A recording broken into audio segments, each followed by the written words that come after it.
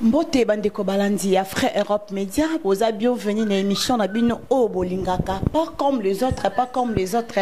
O ezali émission standard, o to yambaka batunyo son nakati émission o simbami na Tanya Zizi Mouyala, nakati ya Frère Europe Média, o ya Zizen Ngindu la diva de la presse internationale, na pesi ba o nyonso balanda kangai nakati ya Frère Europe Média, mbote nabino nyonso bozala kawana pona kolanda makambo o elekaka nakati ya Kinshasa, alors que lelo par rapport à l'actualité à lelo to kanga ki pe maboko te kati na Frère Europe Média to leka ki pe koluka mwana kolo lopango o bino so boyebi Eliezer Tambwe o yazali mwana kolo lopango alors to kanga ki maboko te to yakiti na bureau na ye esengo nanga ezalaki na journée ya lelo ayambi ngai epai na ye vraiment ezalaki esengo makasi yango wana tout à l'heure là to zo bande émission na biso na ndeko moi na kolo lopango oto bengi Eliezer Tambwe alors que papa Eliezer bonjour.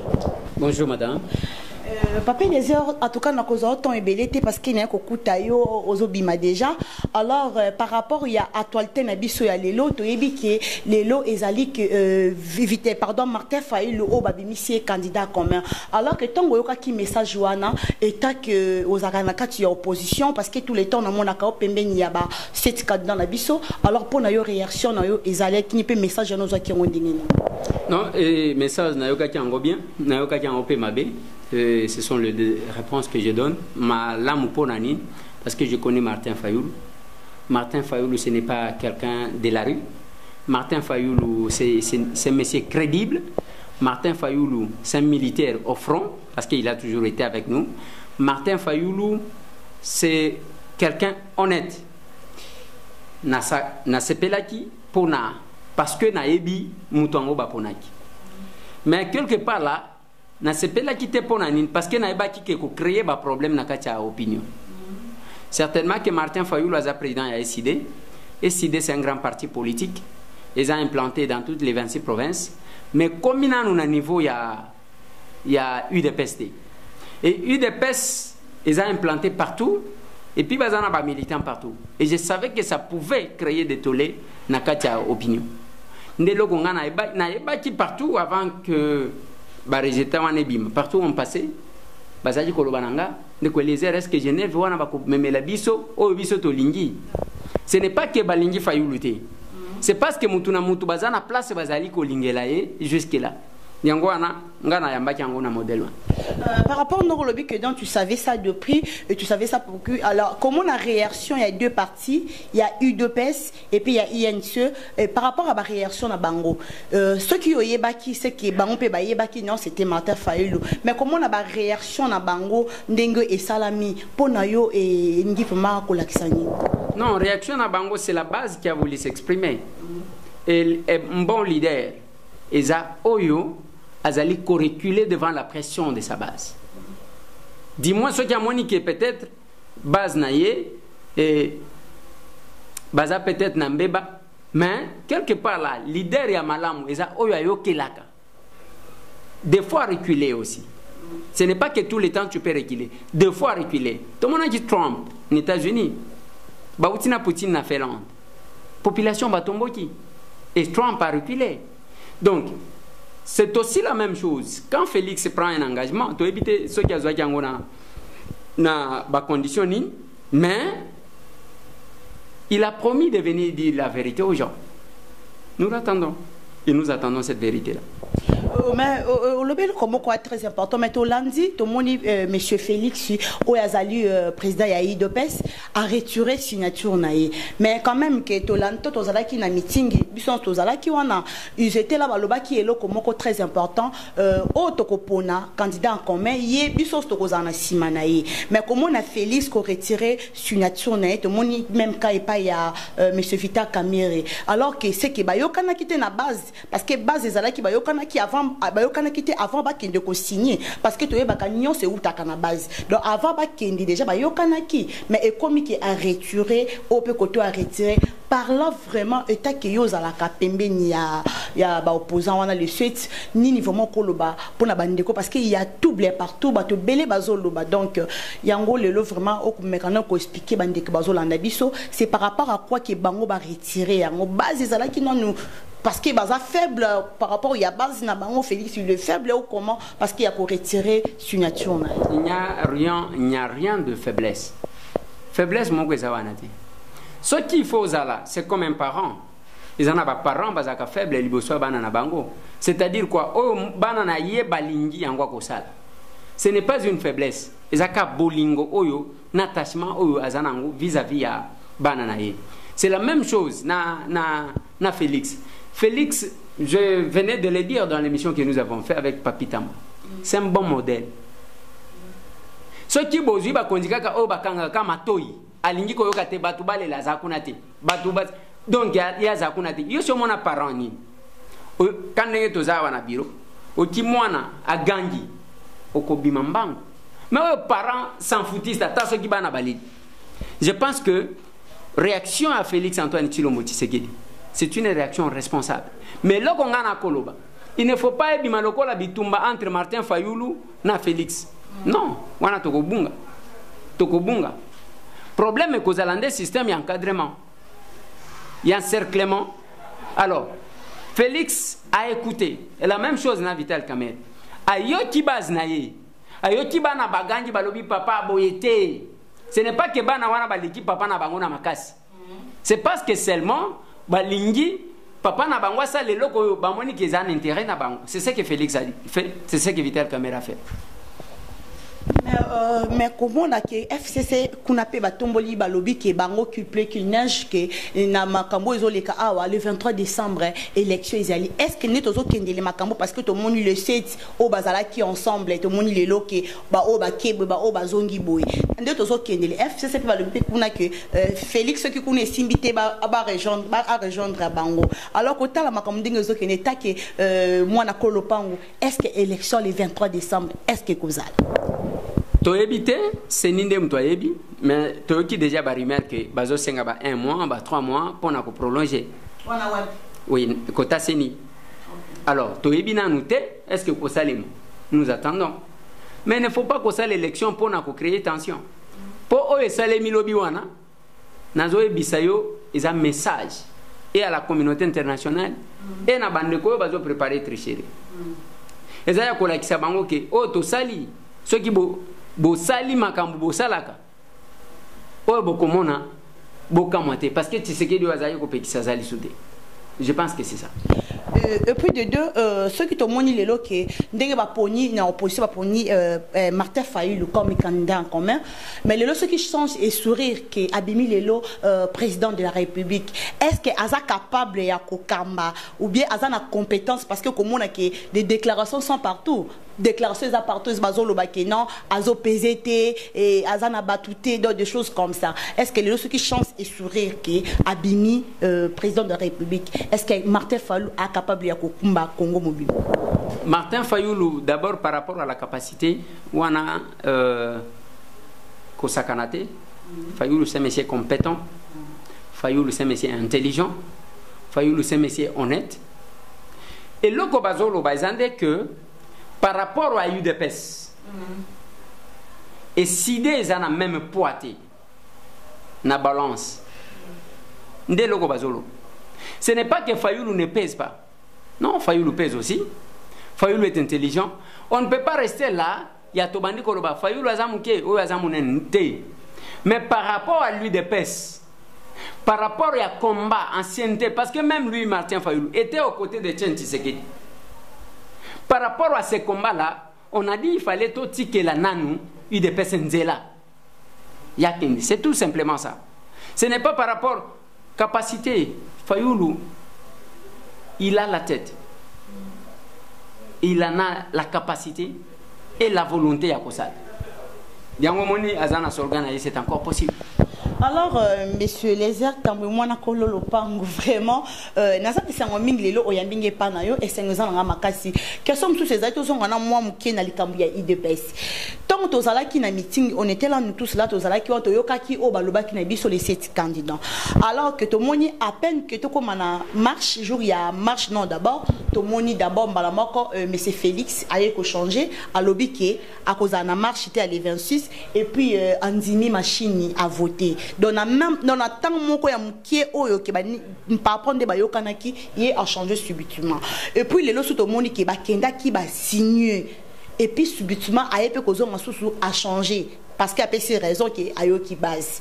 Alors que par là vraiment tout le monde a dit que Félix azo pesé soit si azana comment on appelle ça aza posé parce que azo tepa azo changer ka pamba azo changer ka pamba vraiment là vraiment to ko lobanini par là ko expliquer biso vraiment Félix na sa façon d'être caméra oui bien sûr mais na marche azalaki machine à voter a changé quitté mais kaka Félix a changé tout à liboso tout au PK a changé par là vraiment ko expliquer peuple. Félix Antoine Tshilombo Tshisekedi azo tepate. Waneza batunde bazoloba. À comprendre que bato balingi basenga prolongation. Siko balingi ba se pencher na likambo ya ke opposition baboy machine à voter. Il a sauté à l'obike avec ou sans machine à voter to okende. C'est un langage à détermination d'aller au bout, jusqu'au bout na bateau. Ça n'a rien à voir à côté pate. Tant que vous avez salindengo na bande ko mususu va comprendre en côté, ba sali marche na bango Félix a trahir. Ba longwe kuna bisika ba kei, problème eza ya signature ko retirer signature ezande ko obéir à la volonté de la base. Oui, mais wana peuple a télémakate, a boyakate, c'est que peuple a ndimaka. Mais oyo, peuple a boyi. Peuple a boyi. Un bon leader, c'est celui qui est aussi à l'écoute de ce peuple-là. On ne doit pas se faire dictature dans une république. Oyake kaka o ngana koloba. Non. Félix a compris que la base n'a pas signature na bango ndenge balobi na munoko. Ils ont retiré leur signature. Est-ce que ndenge ba signature est-ce que ça peut possible ba retirer en parce que tout le monde ba message. Est-ce que ça peut possible ba retirer en ndenge ya solo que bazate ba signer pour na Martin Fayulu. L'essentiel n'est pas ya ko retirer signature boyeke kolongolango na papier. Pour ba kolongolango te.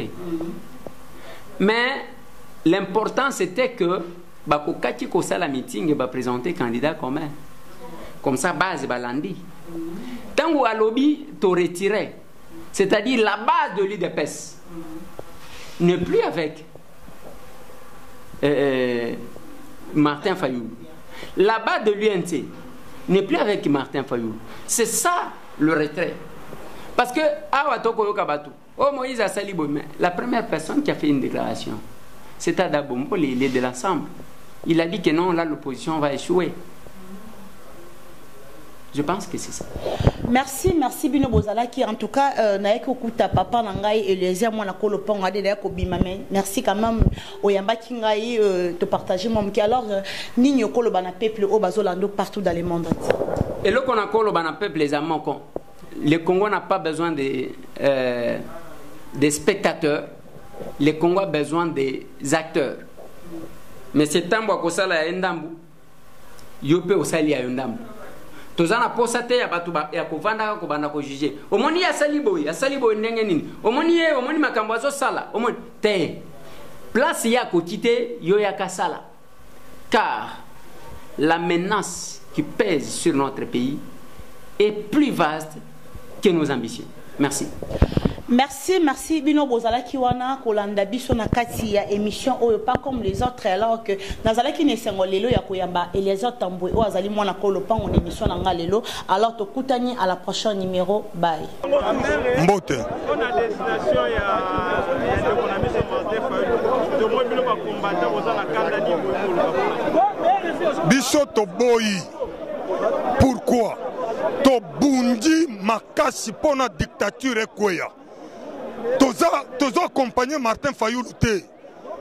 Nous qui sommes à la base toza base à Martin Fayoulou te, hein? Au moment où nous parlons Tshisekedi aza ya kolala aza na te, hein?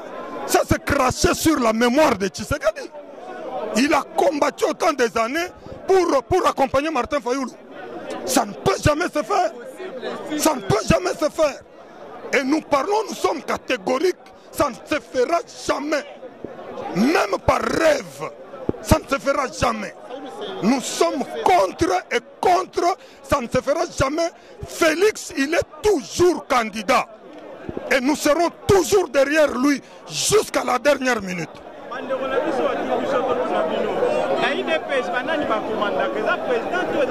Nous avons la pyramide renversée. Ce n'est pas le sommet qui dirige la base, mais c'est la base qui dirige le sommet. À l'UDPS, c'est la pyramide renversée. C'est ce que les gens doivent savoir. Ici, c'est la base qui décide.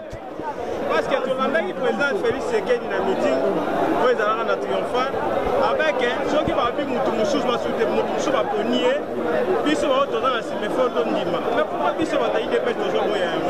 Je viens de te dire que nous sommes dans le système de pyramide renversée. C'est la base qui décide. Batonyo Sozo Mona Awa, Moutouata Moko Bengaki Bango et pas na Bangote. Alors, quand chaque personne a reçu l'information, Batoubanalité, position Nabiso Nyonso, les lotos salité. Alors, nous sommes décidés pour le changement. Nous sommes la population pour le changement. Ce n'est pas Félix qui doit nous convaincre, c'est nous qui doivent convaincre Félix. Ce n'est pas Félix qui doit nous convaincre, c'est nous qui devons convaincre Félix. Biso toza kunate. Tshisekedi n'a pas laissé la politique de la candidature commune. Hein? En 2011, Camera était en course, Tshisekedi est en course. On a battu les élections, c'est connu de tout le monde. Avec tous ces gens-là qui se disaient opposants de Kengo Andondo et tous les fantaisistes là, ils étaient là. Nous avons battu les élections. UDPS, c'est la base. C'est le peuple.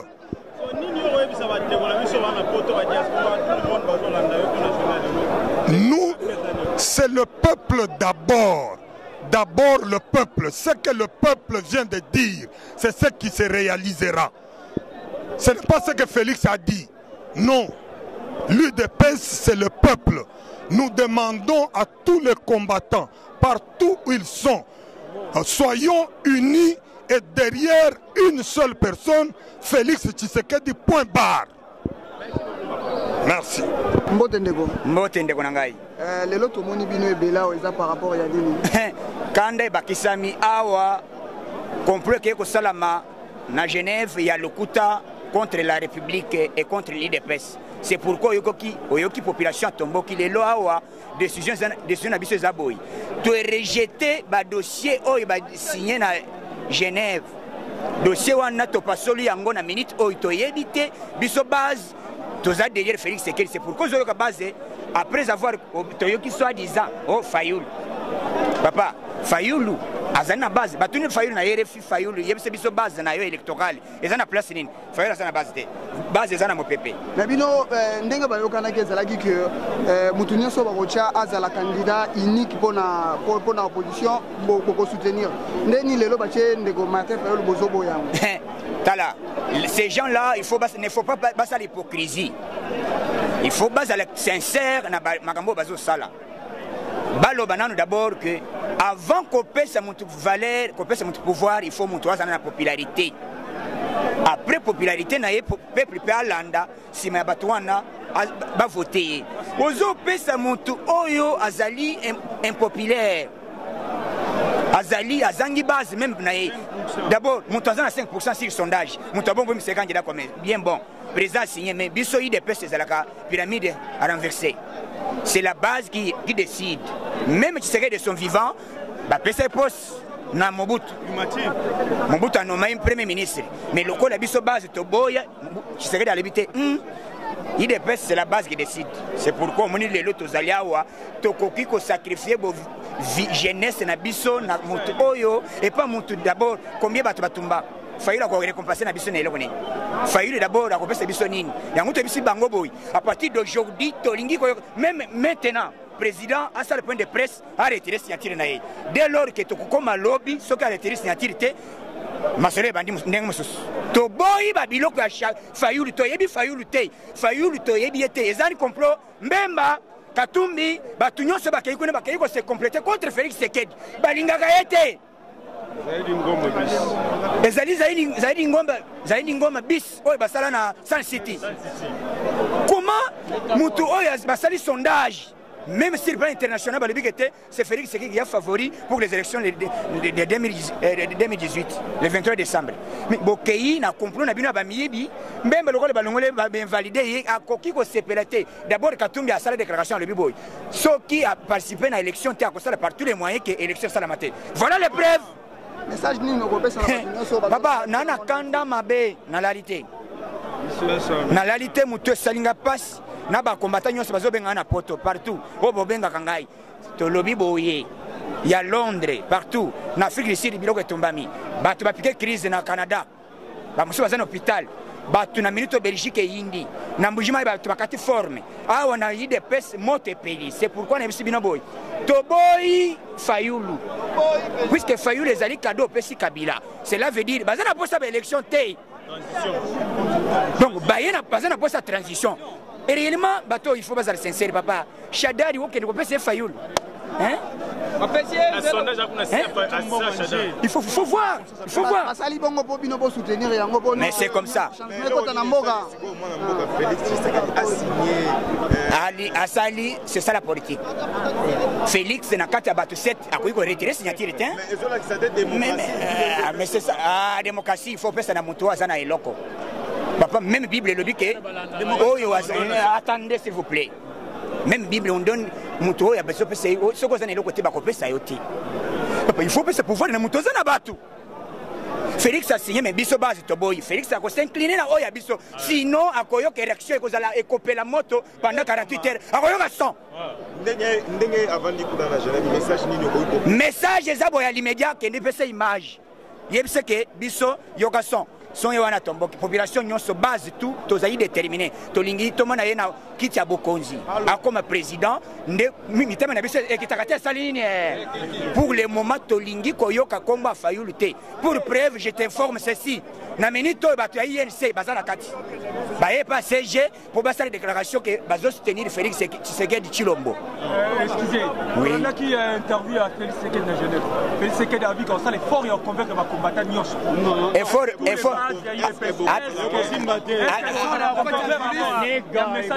effort abenga nzambe effort abenga nzambe bamba sokite moyen toyoka yango tokoyoka te est-ce que ba combattant bino bakondima mode ya ko soutenir Fayulu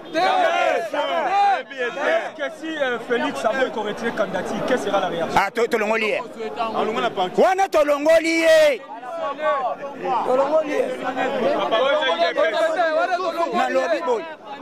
na IDPS moi j'étais naza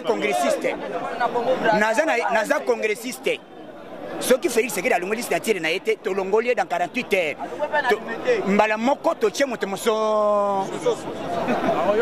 donc biso izama sécurité tokutia vie na biso en danger te moto za lelo siko 36 ans en lite Fayulu soki awuti wapi moto sans base batuni na RFI azana base te alobi base neza na diaspora diaspora ngope alobi nazo senga kaka na base ya IDPS ba parti ba chaye maboko to soutenir Fayulu papa Félix a ma sécurité président oyo ba signer accord ya Genève moto liboso mabe mbemba za muyibi escroc Katumbi aza escroc be escroquer population batu nyonso ba travailler na Kabila je vous informe na lingana zanga iloko moko ya webi sabino na kati ya salle s'il vous plaît na kati ya salle c'est Denis Sanga asali bazo solo na Nemi conseiller ya Kabila bazo solo na ye mbongo etamboli pas Denis Sanga aziba chombo ya batu nyonso ayebisi bango boy monta eza déjà wa samedi kombo ezalaki depuis 19h Félix Sekedi favori bakei ba désigner Félix siko etikali point de presse basala dimanche na 15h 14h ba donner changer oyoki déjà ke batu wana posa na bango balingaka Félix c'était yango tebisi bango boy mise en garde balingaka peuple te bakei ko trahir population biso na minute oyo toyebisi bango boy awa partout nambala oyo to sengi président Félix a retiré signature na ye biso base mbemba et puis to ko sala lisusu allié na mutu te toboyi association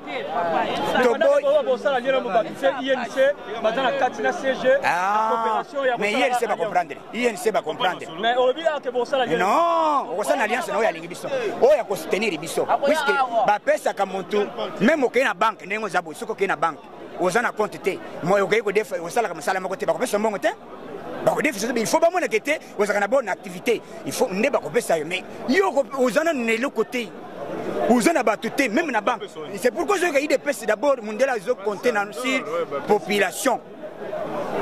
Félix Sekedi a plus aimé qu'au banda na capitale, ba province non. Monde entier besoin de Félix Sekedi. Talana na Canada, talana na Belgique, talana na Afrique du Sud. Monte pays. France, monte pays. Belgique. Donc pour ça na biso ezali que Félix a comme la magistrature suprême, a comme chef de ah watolingi koyoka de gauche à droite té. À partir d'aujourd'hui, Kabila nabananga nabaka tolo ba système Kabili. Mbemba kabiliste Fayulu kabiliste Fayulu bakabiliste amine. Dernière question. Oui. Bon, on va quitter dans 25 minutes CG Azolo officiellement. Oui. Mais jusque là tu as commis déjà non. Oui, Zobima est très important. Est-ce que vous avez s'attendre un message valable de la très bien là. Kabuna combattant Makas. Vrai combattant.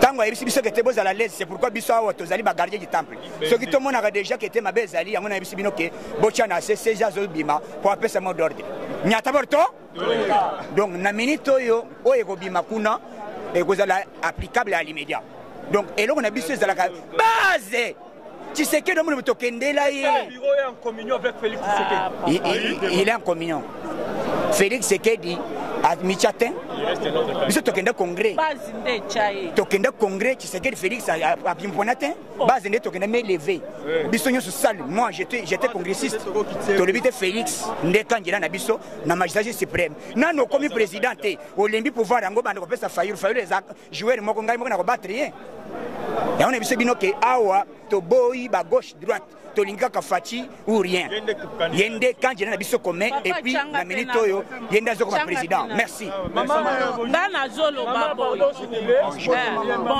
Parmi ma maman ya IDP. Nazali combattante. Maman ya IDP nyonso tomba combattante. Nazolo Baboy biso ba maman ya IDP. To militer tango molai. Tango molai bana bakufi, mibali bakufi, baleki bakufi, bamsu bakangami. To bundi kaka pona pour valoriser banini ba valeur démocratique na mboka na biso.